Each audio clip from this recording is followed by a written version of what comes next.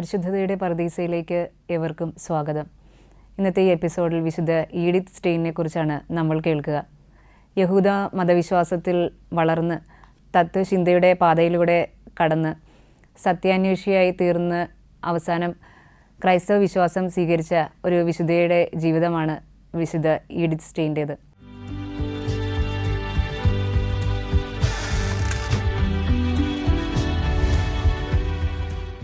Edith ജനിച്ചത് 1891 October 12 ജർമ്മനിയിലെ ബ്രെസ്ലോ എന്ന പട്ടണത്തിലാണ്.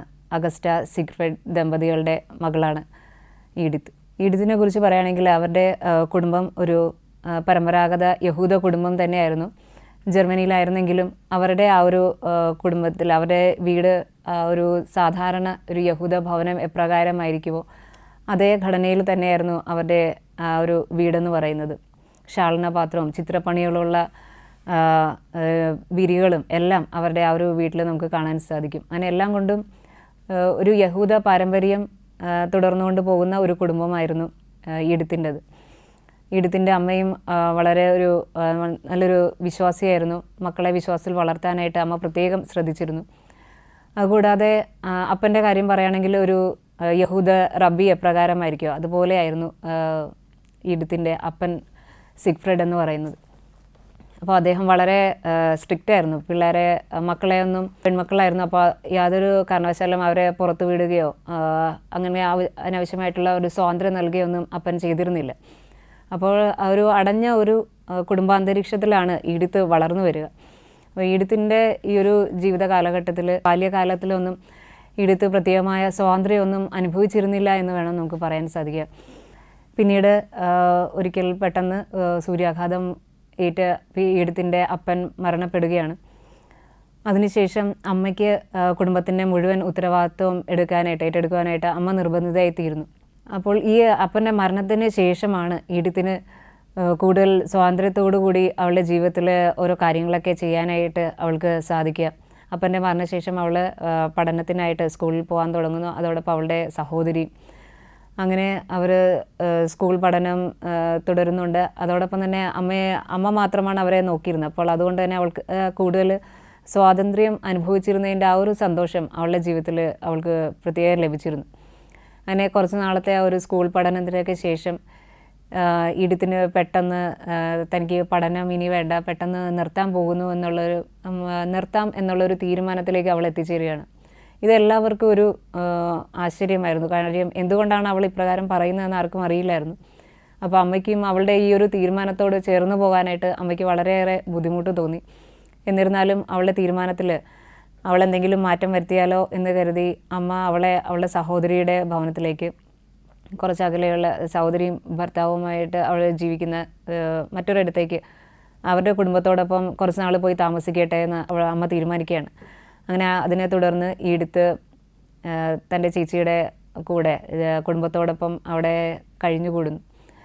അങ്ങനെ ഈഡിത്ത് എൻ്റെ ജോലികളെന്ന് പറഞ്ഞാൽ അവളുടെ വീട്ടിലൊക്കെ അവരെ സഹായിക്കുക, അതോടൊപ്പം ചേച്ചിയുടെ കുഞ്ഞിനെ നോക്കുക, അങ്ങനെ ചെറിയ ചെറിയ കാര്യങ്ങളൊക്കെ ചെയ്ത് അവൾ അവിടെ കഴിഞ്ഞുകൂടി.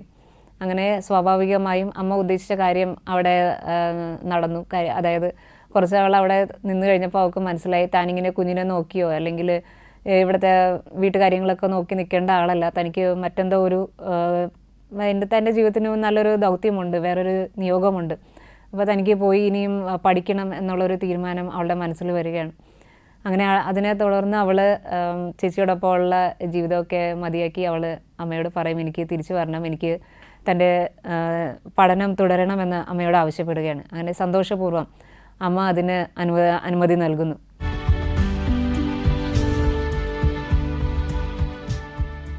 അങ്ങനെ ഈഡിത്ത് തൻ്റെ പഠനം തുടരാനായിട്ട് തീരുമാനിച്ച് കോളേജിൽ ചേരുകയാണ്. കോളേജിൽ അവൾ ശാസ്ത്ര പഠനവും മനഃശാസ്ത്ര പഠനവും ജർമ്മനും ഒക്കെ പഠിക്കാനായിട്ട് ആരംഭിച്ചു. അങ്ങനെ കോളേജിൽ ചേർന്ന ശേഷം ഈഡിത്തിൻ്റെ ജീവിതത്തിൽ ചെറിയ ചെറിയ മാറ്റങ്ങളൊക്കെ വന്നു തുടങ്ങി.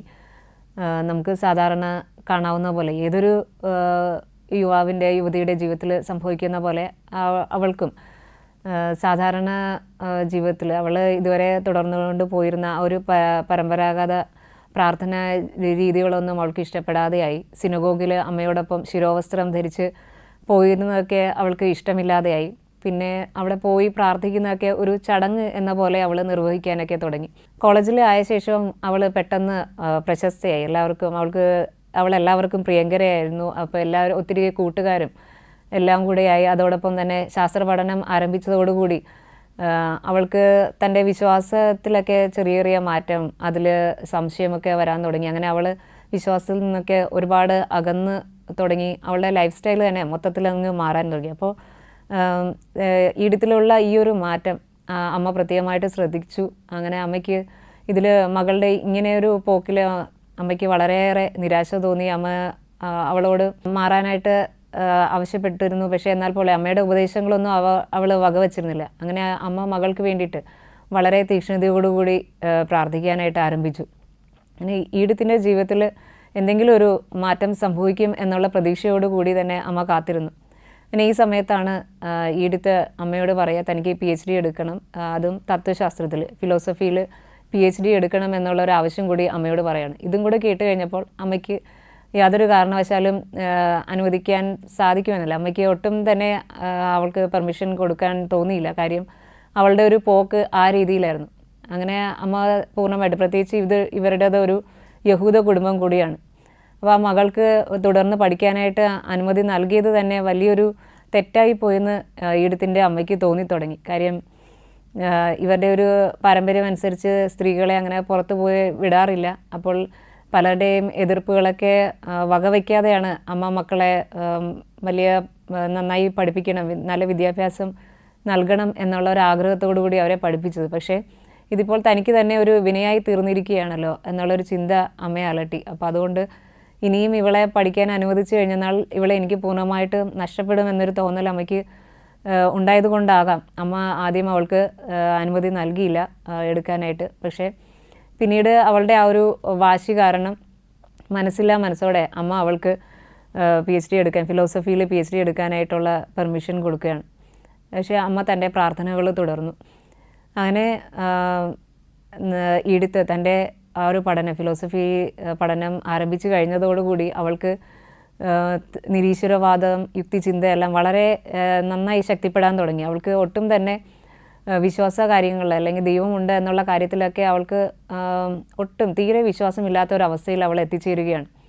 അങ്ങനെ അവളുടെ ഫിലോസഫി പഠനം നല്ല രീതിയിൽ തന്നെ പോകുന്നു. അവൾ നല്ല രീതിയിൽ പഠിക്കുന്നുണ്ട്, പ്രബന്ധങ്ങൾ തയ്യാറാക്കുന്നു. അപ്പോൾ ഒരു വിഷയത്തെക്കുറിച്ച് തത്വചിന്തയുമായിട്ട് ബന്ധപ്പെട്ട ഒരു വിഷയത്തെക്കുറിച്ച് അവൾ വളരെ സീരിയസ് ആയിട്ട് ഒരു പ്രബന്ധം തയ്യാറാക്കിക്കൊണ്ടിരിക്കുകയായിരുന്നു.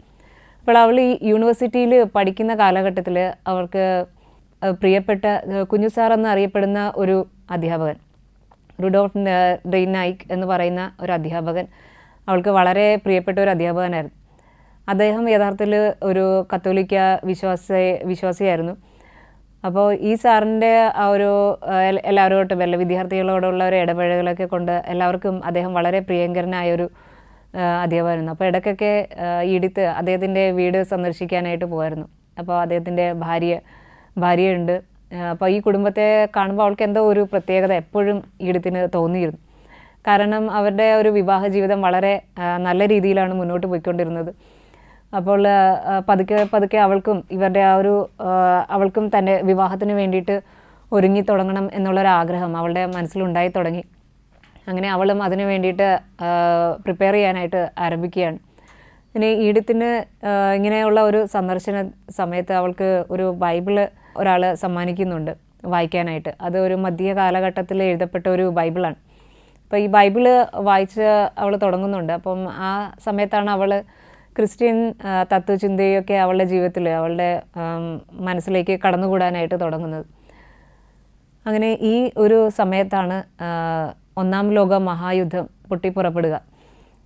അങ്ങനെ അവളുടെ പഠനം ഏകദേശം ഒരു പാതി വഴിക്ക് നിൽക്കുന്ന ഒരവസ്ഥയായി യുദ്ധം കാരണം. അതോടൊപ്പം തന്നെ ഇവരുടെ പ്രിയപ്പെട്ട കുഞ്ഞുസാറ് യുദ്ധരംഗത്തേക്ക് പോവുകയാണ് സേവനത്തിനായിട്ട്. യുദ്ധത്തിന് പോകുന്നതിന് മുമ്പായിട്ട് സാറ് ഈഡിത്തിനോട് ചോദിക്കുന്നുണ്ട് നിൻ്റെ ആ ഒരു പ്രബന്ധത്തിൻ്റെ കാര്യമൊക്കെ എന്തായെന്ന്. പക്ഷേ ഈ ഒരു സമയം അവളും അവളുടെ കൂട്ടുകാരും ചേർന്നൊരു തീരുമാനം എടുക്കുന്നുണ്ട്. അതായത് യുദ്ധരംഗത്ത് പോയി അല്ലെങ്കിൽ അവിടെ നിന്ന് മുറിവേറ്റ് വരുന്നവരെ അല്ലെങ്കിൽ അവിടെ നിന്ന് വരുന്ന രോഗികളെയൊക്കെ പരിചരിക്കാനായിട്ട് ആതുര സേവനത്തിനായിട്ട് ഇറങ്ങിത്തിരിക്കാമെന്നുള്ളത്. അപ്പോൾ അദ്ദേഹം ഈഡിത്തിനോട് ഈ ഒരു പ്രബന്ധത്തെക്കുറിച്ച് ചോദിക്കുമ്പോൾ ഈഡിത്ത് പറയുന്ന മറുപടി ഇതാണ്: അതിനേക്കാൾ വലിയ കാര്യമാണല്ലോ ആതുര സേവനം. അപ്പോൾ ഞാനിപ്പോൾ അതിലാണ് ശ്രദ്ധ കേന്ദ്രീകരിക്കുന്നതെന്ന് അദ്ദേഹത്തോട് പറയുകയാണ്. അങ്ങനെ ഈഡിത്തും കൂട്ടുകാരും കൂടെ ഈ ഒരു ഒന്നാം ലോക മഹായുദ്ധ കാലഘട്ടത്തിൽ അവർ ആശുപത്രികളിൽ കടന്നു ചെന്ന് അവിടെയുള്ള രോഗികളെ പരിചരിക്കുക വളരെ സ്നേഹപൂർവ്വം, എന്നാൽ അതിലേറെ പ്രതിബദ്ധതയോടുകൂടി തന്നെ അവർ വളരെ തീക്ഷ്ണതയോടുകൂടി രോഗികളെ ശുശ്രൂഷിച്ച് പരിചരിച്ചൊക്കെ പോന്നു. അങ്ങനെ ഇവർ ഈ ഒരു കോളേജ് വിദ്യാർത്ഥികൾ ചെയ്യുന്നത് കണ്ടപ്പോൾ സ്വാഭാവികമായും അവിടെ ഉള്ള ആശുപത്രിയിലുള്ള സേവനം ചെയ്തിരുന്നവർക്കൊക്കെ ചെറിയ അനിഷ്ടങ്ങളൊക്കെ തോന്നിത്തുടങ്ങി. കാര്യം അവർക്ക് അവരുടെ ജോലി തിരക്ക് കൊണ്ടാവണം അവർ പലപ്പോഴും രോഗികളോട് അത്ര നല്ല രീതിയിലായിരുന്നില്ല പെരുമാറിയിരുന്നത്. പക്ഷേ ഈഡിത്തിൻ്റെയും കൂട്ടുകാരുടെയും പെരുമാറ്റ രീതികളും എല്ലാം അവിടെ ഉള്ളവർക്ക് രോഗികൾക്കൊക്കെ വളരെ ഇഷ്ടപ്പെടാൻ തുടങ്ങി. അപ്പോൾ ഇത് കണ്ടപ്പോൾ സ്വാഭാവികമായും മറ്റുള്ളവർക്ക് അസൂയ തോന്നിത്തുടങ്ങി. അവർ അവിടെ ഹോസ്പിറ്റലിൽ ജോലി ചെയ്തിരുന്ന ആൾക്കാർ ഈഡിത്തിനോടും കൂട്ടുകാരോടും വളരെ വേദനിപ്പിക്കുന്ന രീതിയിൽ പെരുമാറാനൊക്കെ തുടങ്ങി. പക്ഷേ ഈ അപമാനങ്ങളെല്ലാം ഈഡിത്ത് വളരെ ക്ഷമയോടുകൂടി സഹിച്ചു. അങ്ങനെ നിന്നുകൊണ്ട് തന്നെയാണ് അവർ തങ്ങളുടെ സേവനങ്ങൾ അവിടെ പൂർത്തിയാക്കിയത്. അങ്ങനെ ഏതാനും നാളുകൾ കഴിയുമ്പോൾ അവരെ എല്ലാവരെയും വേദനിപ്പിച്ചുകൊണ്ട് ഞെട്ടിപ്പിച്ചുകൊണ്ട് ഈ ഒരു വാർത്ത വരികയാണ്. അതായത് തങ്ങളുടെ എല്ലാവരുടെയും പ്രിയപ്പെട്ട കുഞ്ഞു സാറ് ഈ ലോകത്തിൽ നിന്ന് വിടവാങ്ങി. യുദ്ധരംഗത്ത് അദ്ദേഹം കൊല്ലപ്പെട്ടു. അത് എല്ലാവർക്കും, കോളേജ് വിദ്യാർത്ഥികൾക്ക് എല്ലാവർക്കും ഒന്നടങ്കം വളരെ വേദനാജനകമായൊരു വാർത്തയായിരുന്നു.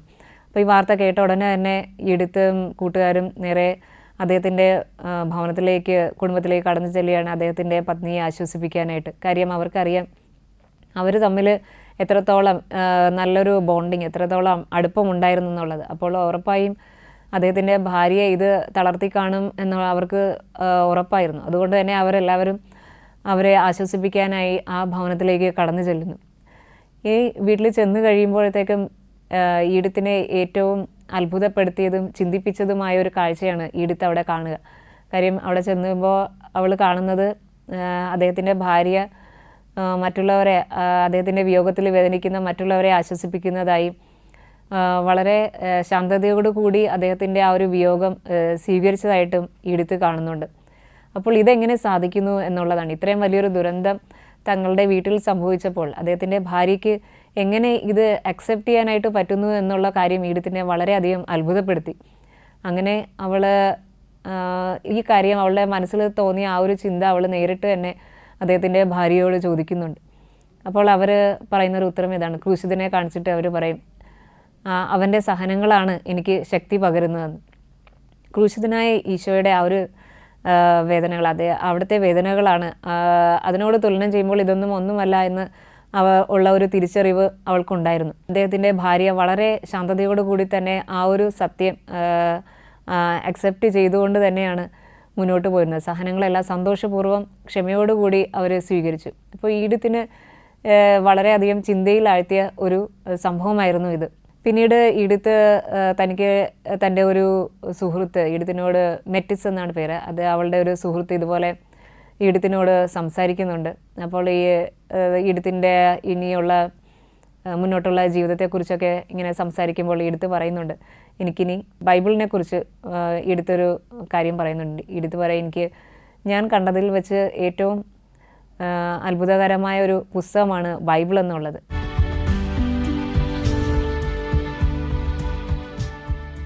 അങ്ങനെ മെറ്റിസ് ഈഡിത്തിനോട് സംസാരിക്കുമ്പോൾ ഈഡിത്ത് ഇപ്രകാരമാണ് പറയുക, എഴുതപ്പെട്ടിട്ടുള്ളതിൽ വെച്ച് ഏറ്റവും മഹനീയമായ ഗ്രന്ഥമാണ് ബൈബിൾ എന്നാണ്. ഈഡിത്തിനെ ഈ ബൈബിള് വായിക്കാനായിട്ട് പ്രചോദിപ്പിച്ചത് കുഞ്ഞുസാറിൻ്റെ ഭാര്യയുടെ ആ ഒരു റെസ്പോൺസ് ആയിരുന്നു. അദ്ദേഹത്തിൻ്റെ മരണസമയത്തുള്ള അവരുടെ ആ ഒരു റെസ്പോൺസ് കണ്ടാണ് ഈഡിത്തിന് ബൈബിള് വായിക്കാനായിട്ട് വീണ്ടും പ്രചോദനം ലഭിച്ചത്. കാര്യം അവരുടെ ഇത്രയും വലിയൊരു സഹനത്തിലൂടെ കടന്നു പോകുമ്പോൾ അവർ എങ്ങനെ അത് സ്വീകരിക്കുന്നു എന്നുള്ളത് കണ്ടപ്പോൾ അവൾക്ക് മനസ്സിലായി, തത്വശാസ്ത്രത്തിനും മാനുഷികമായ പ്രതിസന്ധികളും വേദനകൾക്കുമൊക്കെ അപ്പുറം എന്തോ ഒന്ന് പ്രപഞ്ചത്തിൽ നിലനിൽക്കുന്നുണ്ട് എന്ന് അവൾക്ക് മനസ്സിലായി. അപ്പോൾ ഇത് കണ്ടെത്തണമെന്ന് ആ ഒരു സത്യം അന്വേഷിക്കാനായിട്ടുള്ള ഒരു തോന്നൽ അവളുടെ ഉള്ളിൽ വന്നു തുടങ്ങി. അതിന് ശേഷമാണ് അവൾ തൻ്റെ കയ്യിൽ കിട്ടിയ ആ ഒരു സുവിശേഷം ഭാഗം അവൾ വായിക്കാനായിട്ട് ആരംഭിക്കുന്നത്. അവൾക്ക് കൂടുതൽ അതിലെന്തോ ഒരു സത്യമുണ്ടെന്ന് അവൾ കണ്ടെത്തുകയും ചെയ്യുന്നത്. അവൾ വായിച്ചു കഴിഞ്ഞപ്പോൾ അവൾ ഇപ്രകാരമാണ് പറയുക: യഹൂദ മതഗ്രന്ഥത്തിൽ ആരെക്കുറിച്ച് പരാമർശിച്ചിരിക്കുന്നുവോ അവരെയെല്ലാം ആ വ്യക്തിയെ ഞാൻ ബൈബിളിൽ കണ്ടെത്തി എന്ന് അവൾ മെറ്റിസിനോട് പറയുന്നു. അങ്ങനെ തുടർന്ന് അവൾ വീണ്ടും തൻ്റെ സത്യാന്വേഷണം തുടരുകയാണ്. നമ്മൾ നേരത്തെ കണ്ടു, അവളൊരു നിരീശ്വരവാദിയായിരുന്നു. യുക്തിചിന്ത അവൾ വളരെ ശക്തമായി കൊണ്ടിരിക്കുന്ന ഒരു കാലഘട്ടമാണ്. ഈഡിത്ത് ജർമ്മനിയിലായിരിക്കുന്ന സമയത്ത് ഏറ്റവും അറിയപ്പെടുന്ന ഒരു പ്രഭാഷക കൂടിയാണ്. തത്വചിന്തയിൽ ഏറ്റവും അറിയപ്പെടുന്ന ഒരു പ്രഭാഷക. ഈഡിത്തിന് നിരവധി സ്ഥലങ്ങളിൽ നിന്ന് പ്രഭാഷണം നടത്താനായിട്ട് ഇൻവിറ്റേഷൻ ലഭിച്ചിരുന്ന ഒരു കാലഘട്ടം. അങ്ങനെ എല്ലാ വിധത്തിലും ജർമ്മനിയിൽ പ്രശസ്തയായ ഒരു വ്യക്തിയായിരുന്നു ഈഡിത്ത് എന്ന് പറയുന്നത്. അപ്പോൾ ഈ സമയത്താണ് അവൾക്ക് ഒരു വ്യക്തിയുടെ ജീവിതം കൊണ്ട് അവൾക്ക് എന്തോ ഒരു സത്യം ലോകത്തിലുണ്ട്, ആ ഒരു സത്യം തനിക്ക് അന്വേഷിച്ച് കണ്ടെത്തണമെന്നുള്ള ഒരു തോന്നൽ അവളുടെ ഉള്ളിൽ വരികയും അങ്ങനെ ബൈബിൾ വായിക്കാനും അതിൽ സത്യദൈവത്തെ കണ്ടെത്തുവാനൊക്കെ ആയിട്ട് ഇടയാകുന്നത്. പക്ഷേ അപ്പോഴും അവൾ തൻ്റെ തീരുമാനം ഉറപ്പിച്ചിരുന്നില്ല. അതിനുശേഷം അവൾക്ക് കുഞ്ഞുസാറിൻ്റെ വീട്ടിൽ അവൾ വീണ്ടും സന്ദർശിക്കാനായിട്ട് പോയി. ആ സമയത്ത് അവൾക്ക് ആവിലയിലെ വിശുദ്ധ അമ്മ ത്രേസ്യയുടെ ആത്മകഥ അവൾക്ക് ലഭിക്കുകയുണ്ടായി. അങ്ങനെ ഇത് വായിക്കുമ്പോഴാണ് ഈഡിത്തിന് പൂർണ്ണമായിട്ടുള്ളൊരു മാനസാന്തരം ഈഡിത്തിൻ്റെ ജീവിതത്തിൽ ഉണ്ടാകുന്നത്. അങ്ങനെ ഈഡിത്ത് പൂർണ്ണമായിട്ടും ക്രിസ്തു തന്നെയാണ് ഏകസത്യ ദൈവമെന്ന് തിരിച്ചറിയുകയും തനിക്കൊരു ക്രിസ്ത്യാനിയായി തീരണമെന്നുള്ള ഒരു തീരുമാനം എടുക്കുകയൊക്കെ ചെയ്യുന്നത്. അങ്ങനെ 1922 അവൾ കത്തോലിക്ക വിശ്വാസത്തിലേക്ക് കടന്നു വരികയാണ്. അവൾ Teresa Benedict of the Cross എന്നുള്ള പേര് ആണ് സ്വീകരിക്കുക. തെരേസ എന്നുള്ള പേര് സ്വീകരിച്ചുകൊണ്ട് അവൾ ജ്ഞാനസ്നാനപ്പെടുകയാണ്. അങ്ങനെ അവൾ ഇതിനു മുമ്പ് തനിക്ക് ക്രിസ്ത്യാനി ആകണമെന്നുള്ള ആഗ്രഹവുമായിട്ട് കൊളോണിലെ കത്തീഡ്രലിൽ ചെന്നിട്ട് അവിടുത്തെ വികാരിയോട് തൻ്റെ ഒരു ആഗ്രഹമൊക്കെ പ്രകടിപ്പിക്കുന്നുണ്ട്. പക്ഷേ അദ്ദേഹം ഉടനെ അതിന് സമ്മതിക്കുന്നില്ല. അദ്ദേഹം നീ ഇനിയും കുറച്ചും കൂടി ഒരുങ്ങണം, അതിനുശേഷം നിനക്ക് വിശ്വാസത്തെക്കുറിച്ച്, കത്തോലിക്ക വിശ്വാസത്തെക്കുറിച്ച് കൂടുതൽ പഠിക്കാനൊക്കെ ആവശ്യപ്പെട്ട ശേഷം ആണ് അവൾക്ക് മാമോദീസ നൽകുക.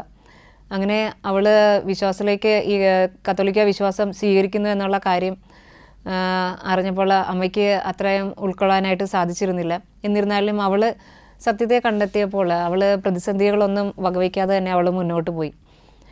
പിന്നീട് അവൾക്ക് മറ്റൊരു ആഗ്രഹം വീണ്ടും ഉണ്ടായി. തനിക്ക് ക്രിസ്തുവിൻ്റെ മണവാട്ടിയായി തീരണമെന്ന്, അവൾക്ക് കോൺവെൻറ്റിൽ ചേരണമെന്ന് വലിയൊരു ആഗ്രഹം അവളുടെ ഉള്ളിലുണ്ടായിരുന്നു.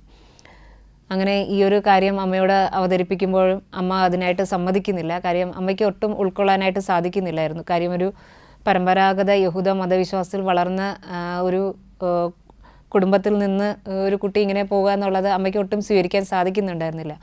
അങ്ങനെ അമ്മയുടെ അനുമതി ലഭിച്ചിരുന്നില്ല. എങ്കിലും അവൾ കർമ്മല സഭയിൽ ചേരണമെന്നുള്ള ഒരു ആഗ്രഹത്തിൽ തന്നെ അവൾ മുന്നോട്ട് പോയി.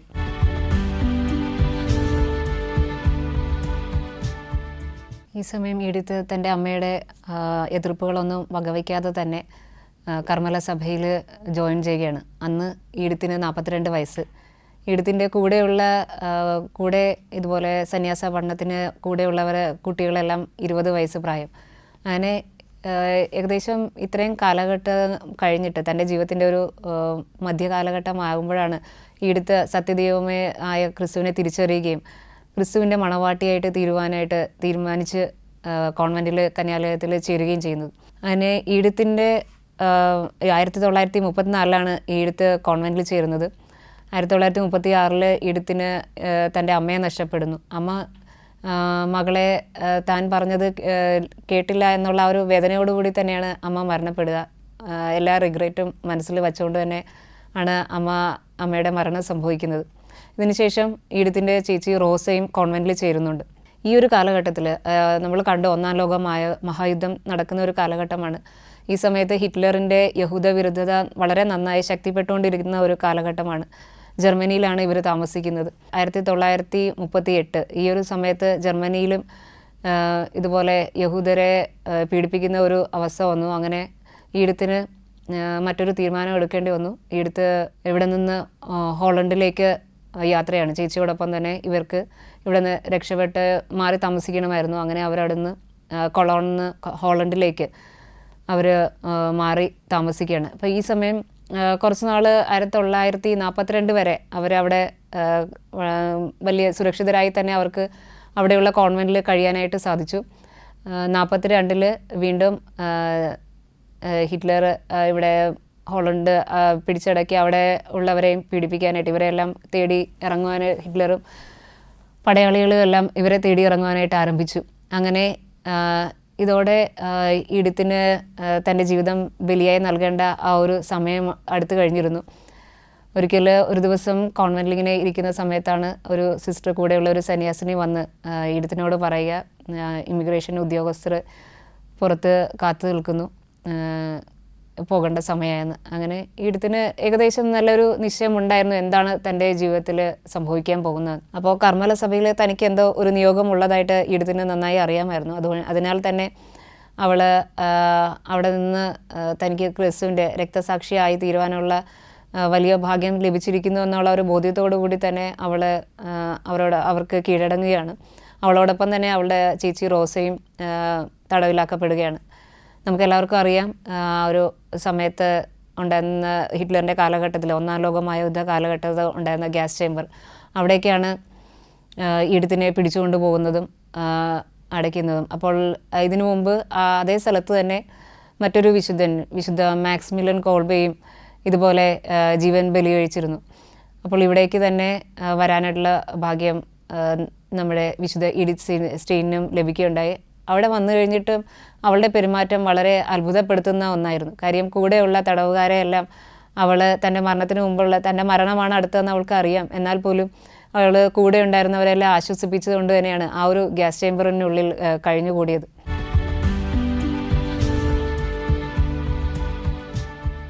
ആയിരത്തി 1942 തൻ്റെ സഹോദരിയോടൊപ്പം തന്നെ ആ കൂരയ്ക്കുള്ളിൽ അവൾ തൻ്റെ ജീവിതം ബലിയായി നൽകി.